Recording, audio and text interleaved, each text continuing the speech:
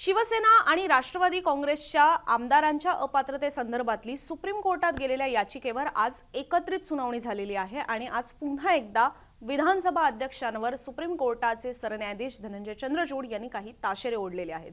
या आधीची सुनावणी 18 सप्टेंबरला सुप्रीम कोर्टात झालेली होती, ज्याच्यामध्ये शिवसेनेच्या आमदारांच्या अपात्रतेसंदर्भात विधानसभा अध्यक्षांनी वेळीच निकाल द्यावा, ते वेळकाढूपणा करत आहेत अशा पद्धतीचा आरोप करणारी शिवसेना उद्धव बाळासाहेब ठाकरे गटाची याचिका ही सुप्रीम कोर्टात सुनावणीसाठी आलेली होती। त्याही वेळेला विधानसभा अध्यक्षांवर कोर्टाने ताशेरे ओढले आणि विधानसभा अध्यक्षांना या सुनावणीचं एक स्पेसिफिक टाइम टेबल जे आहे, एक शेड्यूल जे आहे ते तयार करायला सांगितलेलं होतं।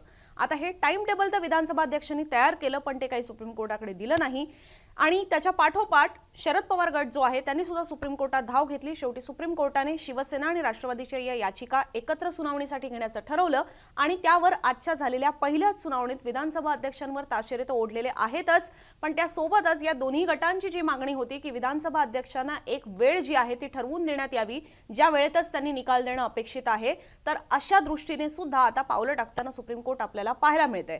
तर आजच्या सुनावणीमध्ये देशाचे सरन्यायाधीश धनंजय चंद्रचूड नेमकं काय काय म्हणालेले आहेत, त्यात खास करून विधानसभा अध्यक्षांच्या भूमिकेवर ते काय काय म्हणालेले आहेत आणि विधानसभा अध्यक्षांसमोर आलेल्या या याचिकांवर कधीपर्यंत निकाल लागू शकतो याबद्दल काही क्लॅरिटी आलेली आहे का, या सगळ्या गोष्टी आजच्या व्हिडिओमधनं समजून घेऊया। नमस्कार, मी अनुजा, तुम्ही पाहत आहात मुंबई तक। सुप्रीम कोर्टातले आर्ग्युमेंट्स हे अर्थातच खरं तर इंग्लिशमध्ये होत असतात, त्याच्यामुळे काही महत्त्वाचे मुद्दे आम्ही त्यातनं काढलेले आहेत। साधारण एक ते दीड तास ही सुनावणी जी आहे सुप्रीम कोर्टात पार पडलेली होती, पण संपूर्ण सुनावणी न सांगता त्यात विधानसभा अध्यक्षांसंदर्भात नेमकं सरन्यायाधीशांनी काय काय म्हटलेलं आहे आणि याचिकांमधले जे महत्त्वाचे मुद्दे आहेत त्यावर सरन्यायाधीश काय म्हणालेले आहेत हे आम्ही थोडक्यात सांगणार आहोत, जे या पूर्ण आजच्या सुनावणीचा गाभा आहे। त्यातला सगळ्यात पहिले सुप्रीम कोर्टाने म्हटलेलं आहे, speaker must give impression that he is taking the matter seriously. Since June there is no action and yesterday there is hearing. This looks like a charade. त्यांचं असं म्हणणं आहे की विधानसभा अध्यक्षांनी हे प्रकरण गांभीर्याने घेतलेलं आहे, हे कुठेतरी दिसून सुद्धा यायला हवं। त्यांनी जून महिन्यापासून काहीही कारवाई केली नाही आणि आता लगेचच काल त्यांनी सुनावणी घेतली, हे थोडंसं वेगळं दिसतंय। याच्यावर सुद्धा सुप्रीम कोर्टाने आपलं मत जे आहे ते मांडलेलं आहे। त्यांनी हे सुद्धा म्हटलेलं आहे की विधानसभा अध्यक्षांनी आमदारांच्या अपात्रतेसंदर्भातला निकाल जो आहे तो पुढील निवडणुकांच्या आतच घेणं गरजेचं आहे, अन्यथा या याचिका लॅप्स होणार। आता हे खूप कॉमन आहे की आमदारांच्या अपात्रतेच्या ज्या याचिका असतात तो त्या विधानसभेचा जो कार्यकाळ असतो तो एवढ्यापुरताच असतात। म्हणजे आता या सगळ्या ज्या आमदारांच्या अपात्रतेच्या याचिका विधानसभा अध्यक्षांकडे गेलेल्या आहेत, हा विधानसभेचा कार्यकाळ जेव्हा ऑक्टोबर 2024 मध्ये संपणार आहे तेव्हा या याचिका आपोआप लॅप्स होणार, त्याच्यावर पुढे काहीही होऊच शकत नाही कायद्याच्या दृष्टीने। त्याच्यामुळे पुढील निवडणुकांच्या आतच हा निर्णय घेणं अपेक्षित आहे, असं सुद्धा सुप्रीम कोर्टाने म्हटलेलं आहे। त्यांनी हे सुद्धा सांगितलं की आम्ही मुद्दामहून कुठली टाइमलाईन सेट केलेली नव्हती, कारण आम्हाला अपेक्षा आहे की अध्यक्ष हे त्यांची रिस्पॉन्सिबिलिटी जी आहे त्याचं त्यांना भान आहे। म्हणजेच अध्यक्षांना त्यांची जबाबदारी माहिती आहे, अध्यक्षांना त्यांनी काय करायचं आहे याचं भान आहे आणि म्हणून आम्ही हे पाहता कुठलीही टाइमलाईन जी आहे ती आधीच सेट करून दिलेली नव्हती। पण त्यांनी हे सुद्धा म्हटलं की justice Nariman set such timeline for this exact reason. Justice Nariman हे मणिपूरच्या केसमधले आहेत, ज्या मणिपूरच्या केसचा दाखला वारंवार ठाकरे गट जो आहे तो सुप्रीम कोर्टात ठेवतो, ते म्हणजे की मणिपूरच्या केसमध्ये 3 महिन्यांची टाइमलाईन जी आहे ती विधानसभा अध्यक्षांना सुप्रीम कोर्टाने घालून दिलेली होती आमदारांच्या अपात्रतेचं प्रकरण निकाली काढण्यासाठी। अशाच पद्धतीने इथे सुद्धा करण्यात यावं ही ठाकरे गटाची मागणी होती, पण यावरच सुप्रीम कोर्टाने सांगितलं की आम्ही सुरुवातीला रिझनेबल टाइम असं म्हटलेलं होतं आणि त्याच्यानंतर सुद्धा तुम्ही काय केलेलं आहे हे विधानसभा अध्यक्षांना विचारलं, पण कुठलीही टाइमलाईन जी आहे ती आम्ही सेट केली नाही, कारण आम्हाला सुद्धा हे माहिती आहे की विधानसभा अध्यक्षांना त्यांच्या जबाबदारीचं भान आहे। पुढे त्यांनी असं म्हटलेलं आहे, रोहतगी जे आहे ते पुढे म्हणत होते की court can not direct speaker, म्हणजे सुप्रीम कोर्ट जे आहे ते विधानसभा अध्यक्षांना आदेश देऊ शकत नाही असं त्यांचं म्हणणं आहे। आता याच्यावर सुद्धा खरं तर सुप्रीम कोर्टाने आधीच स्पष्ट केलेलं आहे, गेल्या ऑर्डरमध्ये सुद्धा आणि आज सुद्धा, की शेवटी विधानसभा अध्यक्ष जे आहेत, अर्थात जे आमदारांच्या अपात्रतेच्या याचिका आहेत त्याच्यावर काही सुप्रीम कोर्टाने सगळ्यात पहिले निर्णय घेतला नाही। त्यांना त्यांचे वेगळे अधिकार आहेत, त्यांच्याकडे अर्धन्यायिक पॉवर सुद्धा आहे, ती ताकद त्यांच्याकडे आहे, कायद्यानेच त्यांना दिलेली, आणि म्हणूनच आमदारांच्या अपात्रतेच्या संदर्भात सुप्रीम कोर्टाने कुठलाही निकाल न देता तो विधानसभा अध्यक्षांकडेच ते प्रकरण जे आहे ते दिलेलं होतं। पण आता 10व्या शेड्यूल अंतर्गत हे जे आमदारांच्या पात्रतेचं प्रकरण असतं त्यावेळेला विधानसभा अध्यक्ष हे एका लवादाप्रमाणे असतात आणि त्यांना मग अशा पद्धतीने आदेश देण्याचे अधिकार हे सुप्रीम कोर्टाकडे सुद्धा असतात. सुप्रीम कोर्टाने म्हटलेलं आहे की if nothing done till Monday we will issue orders for timeline. Our orders are not being implemented and that is something only we can do. त्यांचं असं म्हणणं आहे की आम्ही जे आदेश दिले, हे सुप्रीम कोर्ट विधानसभा अध्यक्षांना सांगते की आम्ही जे आदेश दिले त्याचं पालन होत नाहीये, म्हणून आता आमच्याकडे एवढाच पर्याय राहतो की आम्ही तुम्हाला सोमवारपर्यंतची मुदत देतोय. जर सोमवारपर्यंत तुम्ही काही केलं नाही तर मात्र टाइमलाइन जी आहे ती आम्हीच सेट करू, हे सुद्धा सांगितलेलं आहे सुप्रीम कोर्टाने. सुप्रीम कोर्टाने सॉलिसिटर जनरल यांना सांगितलेलं आहे, सोबतच महाराष्ट्राचे जे महाधिवक्ता आहेत त्यांना सुद्धा सांगितलेलं आहे to advise speaker that he can not delay decision on disqualification petitions. त्यांनी म्हणजे सॉलिसिटर जनरल आणि महाराष्ट्रातले ॲडव्होकेट जनरल यांना सुद्धा सांगितलेलं आहे की तुम्ही स्पीकरला सांगा, त्यांना या संदर्भातले सल्ले द्या की ते अशा पद्धतीने आमदारांच्या अपात्रतेच्या याचिकेचं प्रकरण हे प्रलंबित ठेवू शकत नाहीत, त्यांना त्याच्यावर निर्णय घेणं बंधनकारक आहे. CJI देशाचे सरन्यायाधीश सांगतायत, I am concerned about maintaining dignity of our court. If our orders are not followed it is a problem. या कोर्टाचं जी डिग्निटी आहे, त्याचा जो आदर आहे, त्याची जी गरिमा आहे ती टिकवणं हे आमचं कर्तव्य आहे. या कोर्टाचे जे न्यायमूर्ती आहेत या नात्याने, आणि खास करून ते स्वतः तर सरन्यायाधीश आहेत, त्यामुळे या कोर्टाची डिग्निटी जी आहे ती मेंटेन करणं हे आमचं कर्तव्य आहे. आणि जर याच कोर्टाने दिलेल्या आदेशांचं पालन होत नसेल तर ती मात्र एक खूप मोठी समस्या आहे.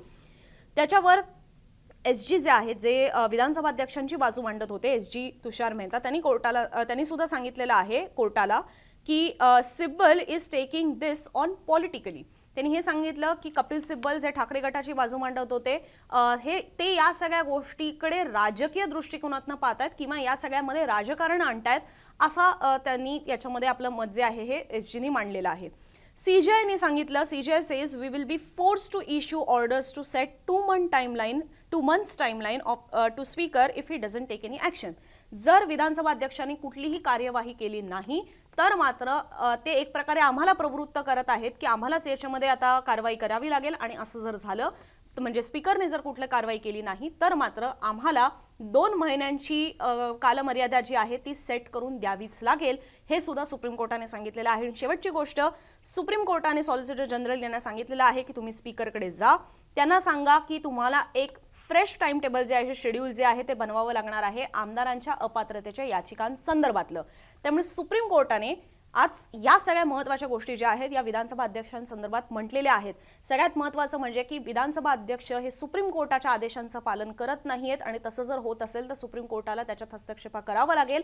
अशा परिस्थितीत सुप्रीम कोर्टाने पुन्हा एकदा विधानसभा अध्यक्षांच्या हाती काही गोष्टी ठेवलेल्या आहेतच. सुप्रीम कोर्टाने सांगितलेलं आहे की आम्ही तुम्हाला सोमवारपर्यंतची मुदत देत आहोत. सोमवारपर्यंत विधानसभा अध्यक्ष राहुल नार्वेकर यांना एक नवीन वेळापत्रक जे आहे आमदारांच्या अपात्रतेच्या सुनावण्यांसंदर्भातलं ते तयार करावं लागणार आहे. आणि जर ते त्यांनी केलं नाही किंवा ते सुद्धा योग्य वेळेत असणार नसेल, म्हणजे जसं की सुप्रीम कोर्ट म्हणते की पुढील निवडणुकांच्या आत याचे निर्णय लागणं अपेक्षित आहे, त्यामुळे जर ते नसेल, त्याच्यात स्पेसिफाय केलेल्या नसतील गोष्टी, जसं की आता सुद्धा जे विधानसभा अध्यक्षांनी टाइमलाइन सेट केलेली आहे त्याच्यामध्ये निकाल नेमका कधी लागणार हे स्पष्ट नाहीये. सुनावण्या होत राहणार आहेत हे दिसतंय, त्याच्यामध्ये काही गॅप्स सुद्धा आहेत. डे टू डे बेसिस म्हणजे लागोपाठ सुद्धा त्या सुनावण्या होत नाहीयेत, निकालाची स्पष्टता नाहीये, असं टाइम टेबल चालणार नाही. आणि त्याच्यामुळे कोर्टाने म्हटलेलं आहे की जर त्यांना मंडेपर्यंतची आम्ही मुदत देतोय, सोमवारपर्यंत त्यांना नवीन शेड्यूल हे तयार करावं लागेल.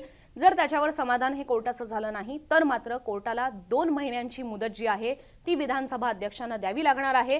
त्याच्यामुळे आता या गोष्टी स्पष्ट झालेल्या आहेत की सुप्रीम कोर्टाला सुद्धा हे प्रकरण लवकर मार्गी लागावं असंच दिसतंय, कारण की आमदारांच्या पात्रतेचं प्रकरण अशा पद्धतीने अनेक काळासाठी प्रलंबित ठेवता येऊ शकत नाही, अनिश्चित काळासाठी प्रलंबित ठेवता येऊ शकत नाही, हे सुप्रीम कोर्टाचंच मत आहे.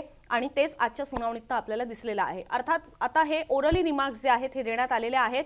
जेव्हा सुप्रीम कोर्टाची या संदर्भातली ऑर्डर येईल, जे आदेश येतील, त्याच्यातनं या गोष्टी आणखीन स्पष्ट होऊ शकणार आहेत. दुसरीकडे विधानसभा अध्यक्ष राहुल नार्वेकर हे सुद्धा आतापर्यंत असंच सांगत आलेले आहेत की माझ्यावर कोणाचाही दबाव मी सहन करणार नाही, कायदेशीर ज्या गोष्टी आहेत त्या मी करत राहणार, कायद्याने गोष्टी करत राहणार, मिसकॅरेज ऑफ जस्टिस होऊ देणार नाही, हे ते वारंवार सांगत आलेले आहेत. पण आता जेव्हा सुप्रीम कोर्ट त्यांना अशा पद्धतीचे आदेश देते त्यावेळेला राहुल नार्वेकर काय करणार हे पाहावं लागणार आहे. आणि महत्त्वाचं म्हणजे जर 2 महिन्यांची ही वेळ मर्यादा घालून देण्यात आली तर मात्र डिसेंबर-जानेवारीपर्यंत आमदारांच्या अपात्रतेचा निकाल हा लागू शकतो। अशा परिस्थितीमध्ये लोकसभा निवडणुकांच्या तोंडावर सुद्धा ज्याच्या बाजूने हा निकाल लागेल तो नक्कीच त्याचा कॅम्पेनिंग मध्ये सुद्धा वापर करताना आपल्याला पाहायला मिळणार आहे।